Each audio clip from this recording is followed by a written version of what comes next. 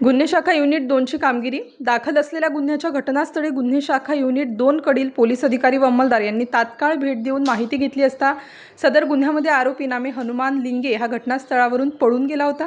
सदर घटनास्थळाच्या आजूबाजूचे सीसीटीव्ही फुटेजची पाहणी करून तसेच तांत्रिक विश्लेषण करून माहिती केली असता सदर गुन्ह्यातील आरोपी हा परभणी जिल्ह्यात त्याच्या मूळ गावी गेलाय अशी माहिती मिळताच गुन्हे शाखा युनिट 2 कडील पोलीस पथक परभणी येथे रवाना झाले। नमूद पथक यांनी परभणी जिल्ह्यातील नवा मोंढा पोलीस ठाणेकडील सहाय्यक पोलीस निरीक्षक भाऊसाहेब खंदारे व पोलीस अंमलदार राजकुमार बंडेवाड यांचे मदतीने आरोपीचा शोध घेत असताना आरोपी हनुमान लिंगे हा रामनगर कारेगाव रोड परभणी येथे असल्याची खात्रीशीर माहिती पोलीस उपनिरीक्षक संजय सानप व पोलीस हवालदार अतुल पाटील यांना मिळालेल्या माहितीच्या अनुषंगाने आरोपी या सदर ठिकाणाहून ताब्यात घेऊन त्याचे नाव पत्ता विचारला असता त्याने त्याचे नाव हनुमान त्र्यंबकराव लिंगे वय 30 वर्ष असे सांगितले। त्यासवरील गुन्ह्याच्या अनुषंगाने विचारपूस केली असता त्याने गुन्ह्याची कबुली दिल्यावरून त्यास परभणी जिल्ह्यातून नाशिक येथे आणून सदर आरोपी हनुमान लिंगे यास पुढील कारवाई कामी उपनगर पोलीस स्टेशनच्या ताब्यात देण्यात आले।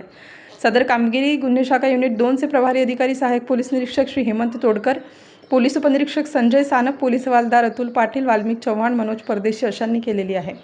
स्टार न्यूजसाठी मोहसिन पठाण, नाशिक।